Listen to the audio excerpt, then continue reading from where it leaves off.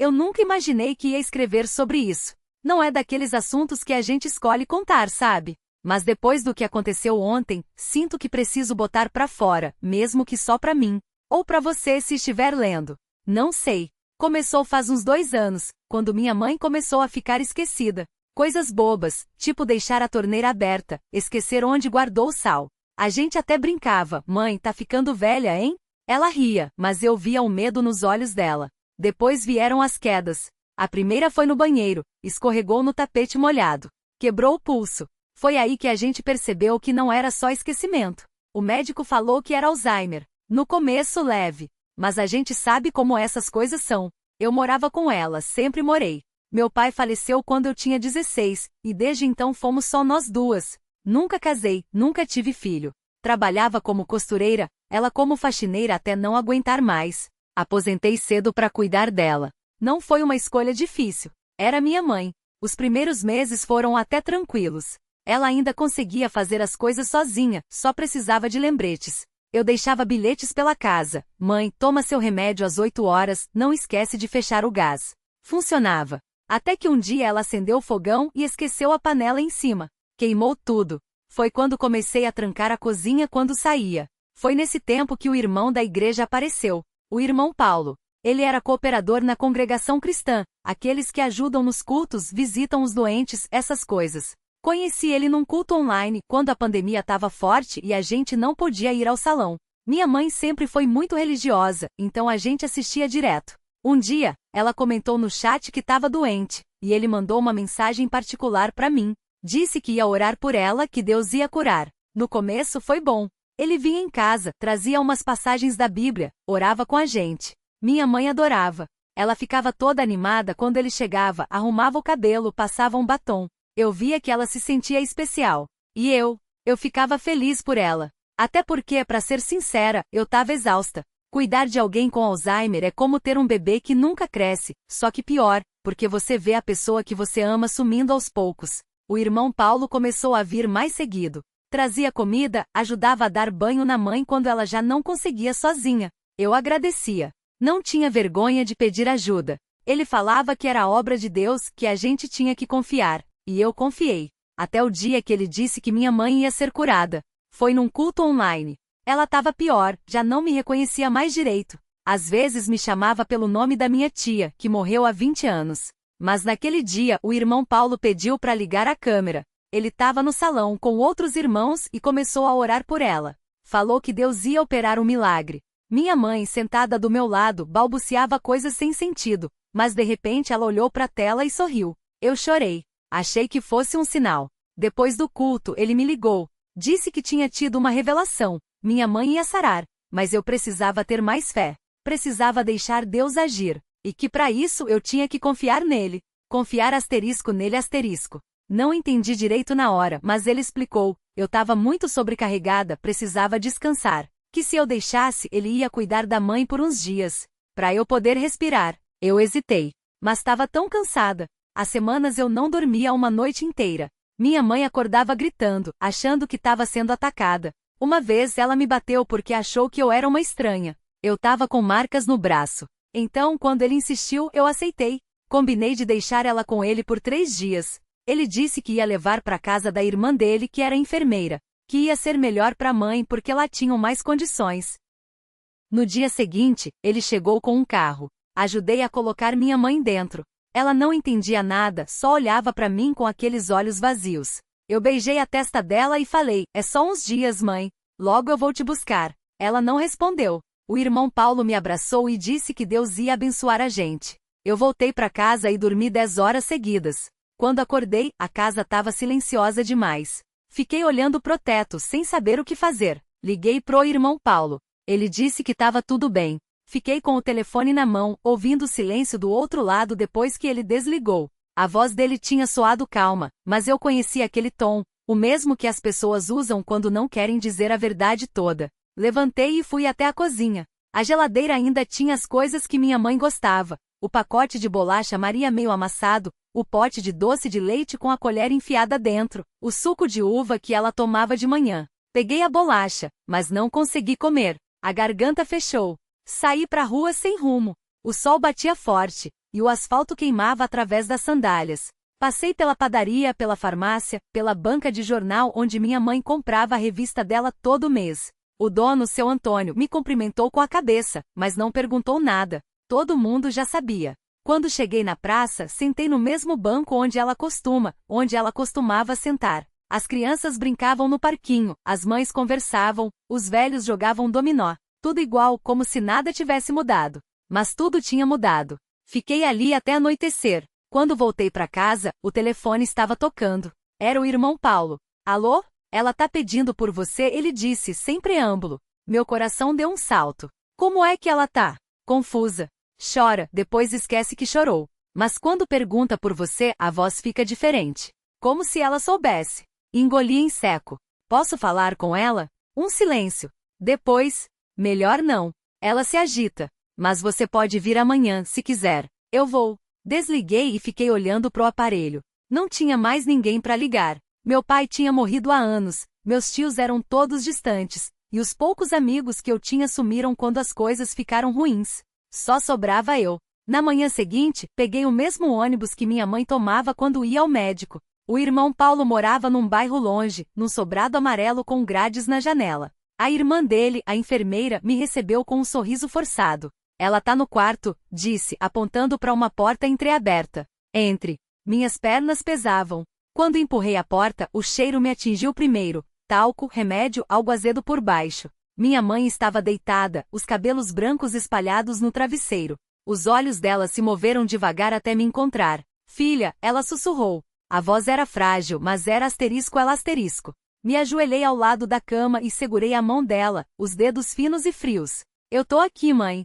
Ela piscou, como se estivesse tentando se concentrar. Você demorou. Não consegui responder. A garganta doía. Eles falam que você não vem me buscar, continuou, a voz trêmula. Que eu vou ficar aqui. Não, mãe. É só uns dias. Eu prometi. Ela balançou a cabeça devagar. Você sempre foi ruim de mentira. O peito ardeu. Não era justo. Não era assim que devia ser. Eu juro que vou te levar para casa, falei, apertando a mão dela. Só preciso arrumar umas coisas. Só isso. Ela me olhou por um longo tempo. Depois, os olhos dela se encheram de lágrimas. Eu quero ir para casa. Não aguentava ver aquilo. Virei o rosto, mas não soltei a mão dela. Eu sei, mãe. Eu sei. A irmã do irmão Paulo apareceu na porta. Ela precisa descansar, disse baixinho. Assenti. Beijei a testa da minha mãe, como tinha feito no dia anterior. Eu volto amanhã, prometi. Ela não respondeu. Já estava olhando pro teto, como se eu não estivesse mais ali. No ônibus de volta, encostei a testa no vidro. As ruas passavam borradas. Não sabia quanto tempo ainda podia manter aquela promessa. Não sabia se ela ia lembrar de mim da próxima vez. Cheguei em casa e abri a geladeira de novo. Desta vez joguei tudo fora. A bolacha, o doce de leite, o suco. Não ia adiantar guardar. Nada adiantava. Sentei no chão da cozinha e liguei pro irmão Paulo outra vez. Oi? Ele atendeu, já sabendo quem era. Quanto custa? Perguntei. Silêncio. O quê? Um lugar decentes pra ela. Que não seja aquele sobrado. Que tenha gente que saiba cuidar. Ele suspirou. Você não tem condição, menina. Então me arruma um empréstimo. Ou eu vendo a casa. Ou eu faço asterisco alguma coisa asterisco. Outro silêncio. Desta vez mais longo. Deixa eu ver o que eu consigo, ele disse finalmente. Mas não prometo nada. Desliguei. Fiquei olhando para a parede, ouvindo o zum. Fiquei olhando para a parede, ouvindo o zumbido da geladeira vazia. O barulho parecia mais alto agora, como se o silêncio da casa tivesse engolido tudo mais. Levantei e lavei o rosto na pia, a água fria escorrendo pelos dedos. Não chorava. Não tinha mais lágrimas, só uma dor surda no peito que não aliviava. O telefone vibrou no balcão. Era uma mensagem do Paulo. Asterisco, vou lá amanhã cedo. 9 horas. Não sai de casa. Asterisco. Respondi com um ok e deixei o celular de lado. Não tinha energia para discutir, para perguntar detalhes, para me desesperar. Só queria que aquilo acabasse. Subi as escadas arrastando os pés. O corredor estava escuro, só a luz fraca do abajur do quarto da avó iluminando um pedaço do chão. Parei na porta, encostei a testa na madeira. Ouvi a respiração dela, lenta e regular. Às vezes, parecia que parava. Às vezes, eu segurava a minha até ter certeza de que a dela voltava. Empurrei a porta devagar. Ela estava deitada de lado, os cabelos brancos espalhados no travesseiro, a mão esquelética repousando sobre o cobertor. Apelei pro colchão, sentando na beirada. Ela não acordou. Vó, sussurrei, tocando levemente no ombro dela. Vó, eu tô aqui. Os olhos se abriram aos poucos, turvos, como se estivessem procurando algo no teto. Depois viraram para mim. Menina, a voz dela era um fio, quase inaudível. Você comeu? Balancei a cabeça, mentindo. Ela tentou levantar a mão, mas não conseguiu. Fiquei olhando para aqueles dedos tremidos, as veias azuis marcando a pele fina. Peguei a mão dela e apertei, como se isso pudesse segurar tudo no lugar. Não se esquece de comer, ela murmurou. Não adianta nada você murchar junto. Engoli em seco.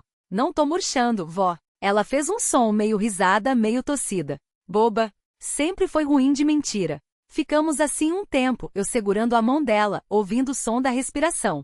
Depois, ela fechou os olhos de novo. Esperei até ter certeza de que tinha dormido para soltar os dedos, devagar, como se qualquer movimento brusco pudesse quebrar algo. Desci as escadas e peguei a chave do carro na gaveta da entrada. Não tinha destino, só precisava sair dali. A noite estava fresca, o ar cheirando a terra molhada. Dirigi sem pensar, as ruas vazias passando como um borrão. Parei no sinal, os faróis iluminando um pedaço de calçada suja. Uma mulher empurrava um carrinho de supermercado cheio de trapos, os olhos baixos. Apertei o volante até os nós dos dedos doerem. O celular tocou no banco do passageiro. Era Márcia, a enfermeira. Atendi sem tirar os olhos da rua. Ela tá bem? Perguntei antes que ela falasse. Tá igual, a voz dela era calma, como sempre. Mas você precisa assinar uns papéis amanhã. O Paulo falou que vem aí. Tá. E Luísa, uma pausa. Você tá bem? Engoli a resposta. Não, não tava. Mas isso não importava. Tô dirigindo, falei. Depois a gente conversa.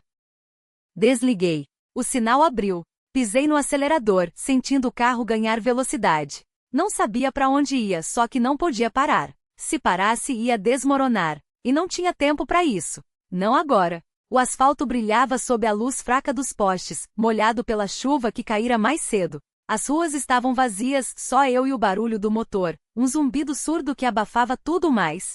Virei à esquerda sem sinalizar, quase batendo no meio-fio. O carro deu um solavanco, mas não reduzia a velocidade. Passamos pelo hospital. Não olhei. Não precisava. Sabia exatamente onde ficava a janela do quarto dela, no terceiro andar, à direita do corredor. Sabia o cheiro de álcool e desinfetante que impregnava as paredes, o som dos monitores, o peso do silêncio entre uma respiração mecânica e outra. O sinal fechou. Freiei bruscamente, os pneus chiando. Uma mão bateu no vidro do lado de fora. Era um homem com um casaco puído, os olhos injetados. Abaixei o vidro só um pouco, o suficiente para ouvir. Troco para passagem, moça? Balancei a cabeça, já procurando na bolsa. Encontrei uma nota amassada de 20, a última que tinha. Estendi sem olhar. Ele pegou, murmurou um Deus te abençoe, que soou automático. Fechei o vidro antes que ele terminasse a frase. O sinal abriu.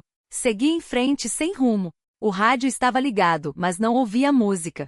Só um burburinho distante, como vozes vindo de outro cômodo. Desliguei com um golpe seco. O silêncio doeu mais. Lembrei do dia em que ela me ensinou a dirigir. Tínhamos 16 anos, roubamos o carro do pai dela e fomos parar num campo de terra batida nos fundos da cidade. Ela riu tanto quando derrapei que quase chorou, segurando a barriga, os cabelos soltos voando com o vento. Asterisco, você é um desastre, Luísa, mas eu te amo mesmo assim. Asterisco, engoli o nó na garganta. O celular vibrou de novo. Desta vez era uma mensagem. Abri no semáforo, os dedos trêmulos. Minha mãe. Sempre a mesma coisa. Como se eu ainda tivesse 12 anos. Digi uma resposta rápida, mas não enviei. Apaguei tudo. Guardei o celular no bolso da calça jeans, sentindo o tecido áspero contra os dedos. Um bar iluminado apareceu à direita. Estacionei na frente meio torto, ocupando 2 vagas. Não me importei. Dentro, o cheiro de cerveja azeda e fritura queimada me atingiu como um soco.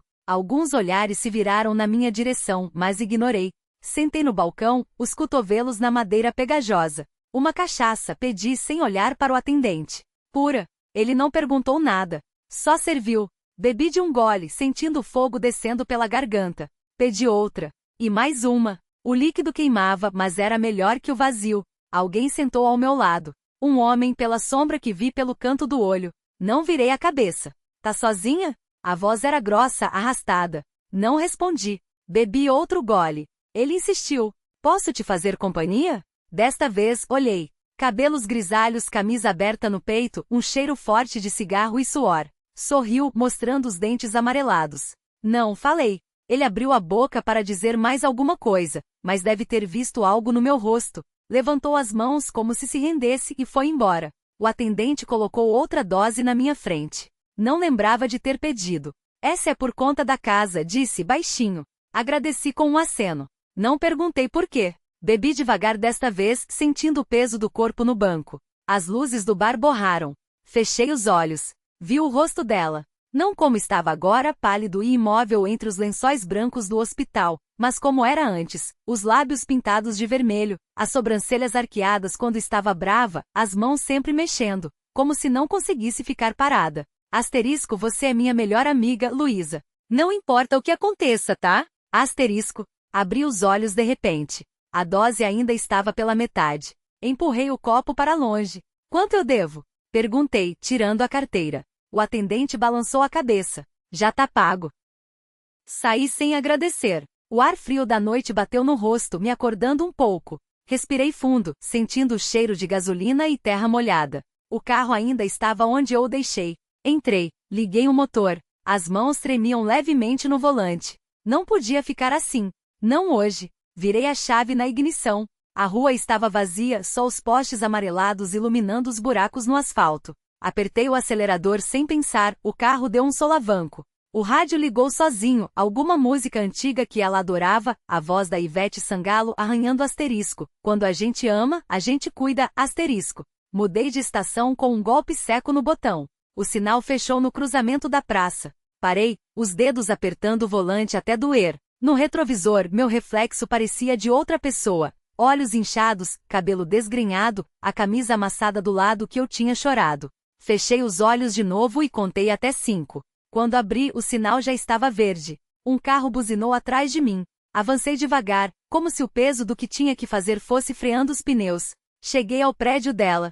O porteiro me olhou com aquela cara de quem já sabia, mas não falou nada. Subi no elevador, o cheiro de amaciante barato grudado nas paredes. No terceiro andar, a porta do apartamento estava entreaberta. Empurrei com a ponta do pé. Dentro, o silêncio era pior do que qualquer grito. A luz da cozinha acesa, a mesa postas para 2 pessoas. Um prato com comida fria, o garfo ainda sujo de molho. No sofá, a blusa dela jogada, a mesma que usava quando saímos pela última vez. Sentei no chão, costas contra a parede. O celular vibrou no bolso. Era uma mensagem antiga dela, asterisco, liga pra mim quando chegar em casa. Por favor, asterisco. Não respondi. Nunca respondi.